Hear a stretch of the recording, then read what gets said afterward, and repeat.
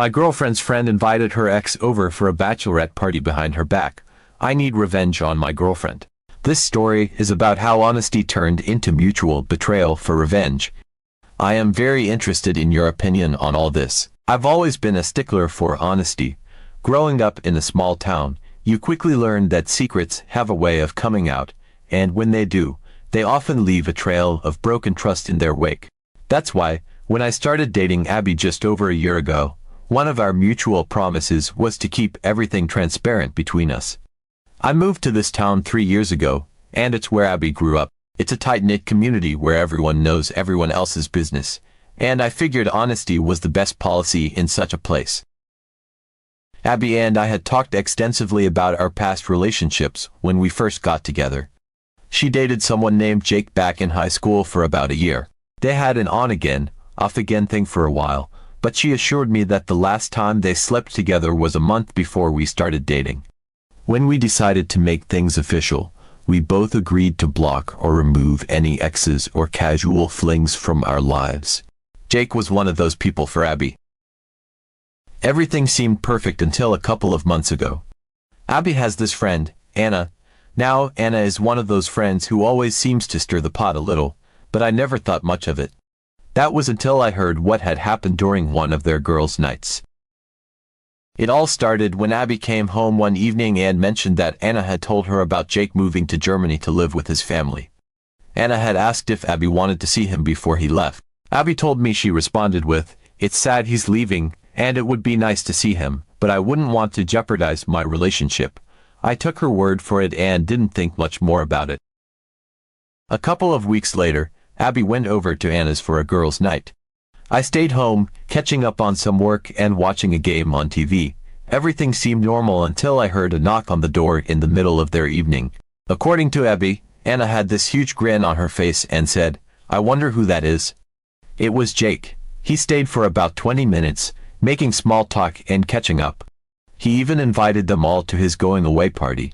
Abby declined, saying she wasn't interested, but the other girls agreed to go. Fast forward another month, and I still had no idea about Jake's surprise visit. One evening, we went to visit our friends Brian and Jackie. They're a great couple, always fun to hang out with, and we often spent weekends together. While we were there, Brian pulled me aside and told me something that caught me completely off guard. He asked me not to tell anyone, but he spilled the beans about Jake's visit during the girls' night. As if that wasn't enough, Brian also mentioned that Abby had slept with someone in our friend group named Todd before we started dating. Apparently, Abby had told her friends not to tell me about it. This hit me like a ton of bricks. I had always wondered how Todd ended up in our friend group. Everyone else had known each other since high school, but Todd didn't go to school with them. I even joked with Abby a few times, saying Todd might be gay and involved with one of our mutual friends since he always showed up to events with a gay male friend of ours. I couldn't understand why Abby would keep this from me. We had always made an effort to be honest with each other. Finding out about Jake and Todd in such a roundabout way felt like a betrayal. I confronted Abby about it, and she admitted to everything. She said she didn't tell me about Todd because she didn't think it was relevant, and she hadn't mentioned Jake's visit because it was a brief encounter, and she didn't want to upset me over nothing. I told her I wanted to break up. Honesty is crucial to me, and I felt like Abby had broken our trust. She begged me to reconsider. She promised to cut off Anna completely and swore she would never keep anything from me again. She seemed genuinely remorseful, but I didn't know how to feel. The whole situation had left me feeling jaded and unsure. I thought we had a solid foundation built on trust and honesty, but now I wasn't so sure. I spent the next few days mulling over everything that had happened. Abby kept trying to talk to me, sending long messages apologizing and promising to change. She even suggested going to couples therapy to work through our issues. I talked to Brian again, and he reiterated that he only told me because he thought I deserved to know the truth. He didn't want to see our relationship fall apart, but he also didn't think it was fair for Abby to keep those secrets from me.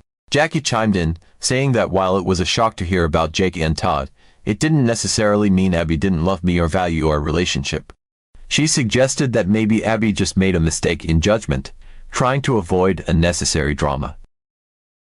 Despite their reassurances, I still felt conflicted. On one hand, Abby's actions had hurt me deeply. On the other hand, I couldn't deny the feelings I had for her and the life we had started to build together. I wondered if I was overreacting or if my trust issues were justified. The days turned into weeks, and the uncertainty gnawed at me. Abby's continuous efforts to mend our relationship were noticeable, but the seed of doubt had already been planted. She cut off contact with Anna and blocked Jake on social media, and I could see she was genuinely trying to make amends. We even started attending couples therapy to work through our issues. But despite all this, I couldn't shake the feeling that something was off. One evening, after a long day at work, I decided to take a walk to clear my head. It was a crisp autumn evening, and the streets were lined with colorful leaves. As I walked through the familiar streets of our small town, I spotted a couple walking together on the opposite side of the street. At first, I didn't think much of it, but as I got closer, my heart dropped. It was Abby, and walking beside her, deep in conversation, was Jake. They were laughing and talking, seemingly oblivious to the world around them. I felt a pang of betrayal. Hadn't she promised to cut him off completely? My mind raced with 1,000 thoughts. Were they just catching up, or was there something more going on? I decided to follow them at a distance, trying to make sense of the situation. They walked to a nearby cafe and went inside. I stood outside, peering through the window, watching them. They sat at a corner table, their faces close together as they talked. It was clear that they were more than just acquaintances catching up. The intimacy between them was undeniable. After what felt like an eternity, they finally left the cafe. I continued to follow them, my heart pounding in my chest.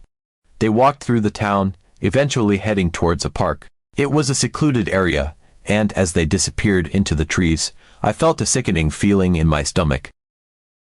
I couldn't bear to follow them any further. I turned around and walked home, my mind in a whirl. When Abby returned home later that evening, I didn't confront her immediately. I needed time to process what I had seen and to figure out what I wanted to do next. The next few days were torture. I acted normal around Abby, but inside, I was seething with anger and betrayal. I decided to confront her after our next therapy session. I hoped that having a neutral party present might help keep the conversation civil and productive. The day of the therapy session arrived, and I could barely focus on anything else. As we sat down with our therapist, I took a deep breath and finally let it all out. "Abby, I saw you with Jake the other day," I began. "You promised to cut him off completely, but I saw you walking with him, laughing and talking. You even went to the park together. What's going on?"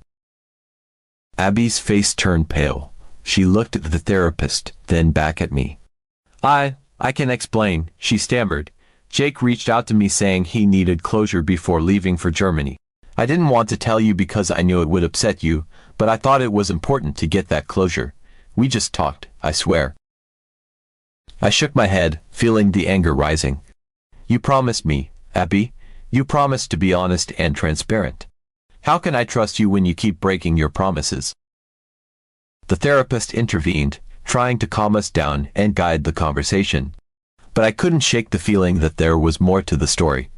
After the session, I couldn't hold back any longer. "Abby, I need to know the truth," I said as we walked to our car. "Did anything else happen between you and Jake?" She hesitated, and I could see the guilt in her eyes. "We just talked, I promise," she repeated, but her voice wavered. That night, I couldn't sleep. I kept replaying the scene in my head, wondering if there was more to it than she was admitting. The next day, I decided to do something I never thought I would do. I went to Jake's house. When I arrived, Jake seemed surprised to see me. I didn't beat around the bush. "I know you met with Abby," I said. "I need to know the truth. Did anything else happen between you two?" Jake looked uncomfortable, shifting his weight from one foot to the other. "Look, man, I don't want to cause any more trouble between you two," he said. "We did talk, but there was a moment when things got a bit out of hand." My heart sank. "What do you mean?" I asked, dreading the answer. "We kissed," Jake admitted, "and we ended up sleeping together. It was a mistake, and I'm sorry. I didn't mean for it to happen, but it just did." I felt like the ground had been ripped out from under me. I couldn't breathe, couldn't think. I turned and walked away, leaving Jake standing there, calling after me. When I got home, Abby was waiting for me. She could tell something was wrong. What happened? She asked, her voice filled with concern. I couldn't even look at her. Jake told me everything, I said quietly. He told me you slept together. Abby's face crumpled, and she started to cry. I'm so sorry, she sobbed. It was a mistake, a terrible mistake. I didn't mean for it to happen, I swear. The betrayal was too much. I felt numb, unable to process the pain. I can't do this anymore, I said, my voice hollow. I need time to think. I need space. I packed a bag and left, not knowing where I was going or what I was going to do next. The trust we had built was shattered, and I didn't know if it could ever be repaired. As I drove away, I felt a mix of sadness, anger, and overwhelming grief. The road ahead was uncertain, but one thing was clear, things would never be the same again. I drove aimlessly for hours that night, my mind a whirlwind of emotions. Anger, betrayal, sadness, they all churned within me, each vying for dominance. Abby's tearful confession kept replaying in my head, and every time it did, my heart felt like it was being crushed all over again. I needed to get away, to clear my head and figure out what to do next. Eventually, I found myself at a hotel on the outskirts of town. I checked in, went up to my room, and sat on the edge of the bed, staring at the wall. The pain was overwhelming, and I felt utterly lost. I didn't sleep much that night, my mind racing with thoughts of Abby and Jake. By morning, a cold, hard resolve had settled in. I wanted to make Abby feel the same pain she had inflicted on me. I wanted revenge. I knew it was a dark and twisted path to take, but in my anger and hurt, it felt like the only way to reclaim some semblance of control over my shattered life. I thought about Abby's friends, the ones who had kept her secrets, who had known about her betrayal and said nothing. They were complicit in her deceit, and they would be the instruments of my revenge. The first person who came to mind was Karen. She and Abby had been friends since high school, and I had always sensed a bit of jealousy from Karen when it came to our relationship. I decided to test the waters, so I texted her, asking if she wanted to grab a drink and talk. She replied almost immediately, saying she was free that evening. We met at a bar downtown. Karen was surprised to see me alone, but didn't press for details. I ordered us both drinks and started talking about everything except Abby. As the night went on, I could see Karen loosening up, and she started to flirt with me. Her intentions became clear, and I knew I had her right where I wanted. After a few more drinks, I suggested we head back to my place. Karen agreed, and we left the bar together. Once we were inside my apartment, things escalated quickly. The anger and hurt I felt towards Abby fueled my actions, and I slept with Karen that night, seeking solace in the momentary distraction. The next morning, as Karen slept beside me, I felt a mixture of satisfaction and guilt. But the anger towards Abby still burned within me, and I wasn't done yet. Over the next few weeks, I reached out to two more of Abby's friends, Laura and Megan. Both encounters were similar to the one with Karen: drinks, flirting, and eventually, sex. Each time, I told myself it was what Abby deserved for betraying me. After the third encounter, I began to feel the weight of my actions. The satisfaction of revenge was fleeting, and the guilt was starting to overshadow the anger. I knew I couldn't keep doing this, but I also knew I couldn't keep it to myself. Abby had to know what I had done, just as I had learned about her betrayal. One evening, I called Abby and asked her to come over. She sounded hopeful on the phone, perhaps thinking that I was ready to reconcile. When she arrived, I could see the pain and regret in her eyes. She tried to hug me, but I stepped back, keeping my distance. "We need to talk," I said, my voice cold and emotionless. Abby nodded, sitting down on the couch. I remained standing, feeling the need to maintain some semblance of control over the situation. "I've been doing a lot of thinking since I found out about you and Jake," I began. "And I realized something. You hurt me in a way I never thought possible. You broke my trust and shattered our relationship." Abby's eyes filled with tears, but she remained silent, waiting for me to continue. "In my anger and hurt, I did something I'm not proud of," I said, my voice trembling slightly. I wanted to make you feel the same pain you made me feel. So I slept with Corinne, Laura, and Megan. Abby's face went pale, and she looked like she had been slapped. Her tears fell freely now, and she shook her head in disbelief. How could you? She whispered, her voice choked with emotion. How could I? I echoed, my anger rising again. How could you? You betrayed me, Abby. You lied to me, and you slept with Jake. I wanted you to understand what it felt like to be betrayed by someone you love. Abby sobbed, burying her face in her hands. I felt a pang of guilt, but I pushed it aside. I needed her to understand the depth of the pain she had caused me. I know what I did was wrong, I continued, my voice softer now. And I'm not proud of it, but I needed you to know. I needed you to feel the same hurt. Abby looked up at me, her eyes red and swollen. I'm so sorry, she whispered. I never meant to hurt you. I was stupid and selfish, and I hate myself for what I did. Her apology hung in the air, but it didn't bring the closure I had hoped for. Instead, it left me feeling hollow and empty. The revenge I had sought had only deepened the chasm between us, and now, I was left to face the consequences of my actions. I think we need some time apart, I said finally, my voice heavy with resignation. We both need to figure out what we want and if we can ever truly trust each other again. Abby nodded, her tears still falling. I understand, she said quietly. I just hope one day, we can find a way to move past this. As she left my apartment, I felt a sense of finality. The revenge I had sought had not brought the closure I had hoped for. Instead, it had only added more pain and regret to an already broken relationship. In that moment, I realized that true healing would only come from forgiveness and understanding, not from revenge. And that would be a much harder journey to undertake. After Abby left my apartment that night, the emptiness within me grew. The acts of revenge that I had hoped would bring some semblance of satisfaction had instead left me feeling more lost than ever. I spent the next few days in a haze, replaying everything that had happened between us, wondering if there was any way forward. Despite the bitterness and hurt, I couldn't ignore the love I still felt for Abby.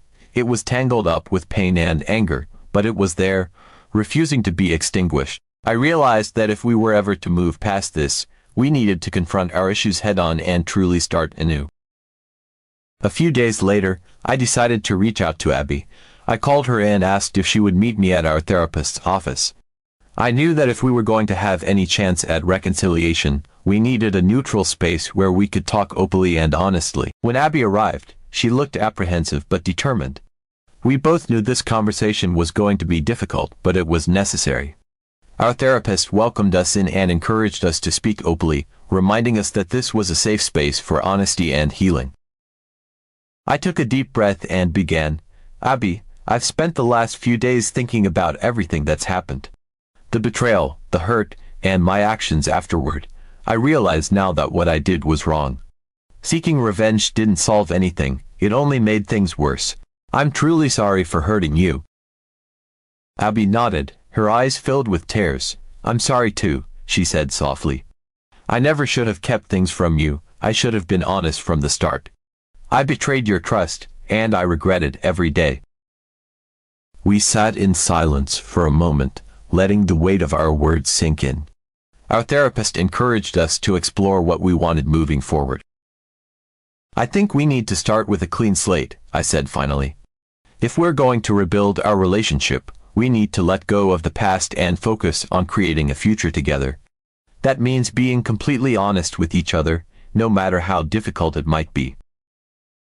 Abby nodded in agreement. I want that too. I want to rebuild the trust we lost and find a way to move forward.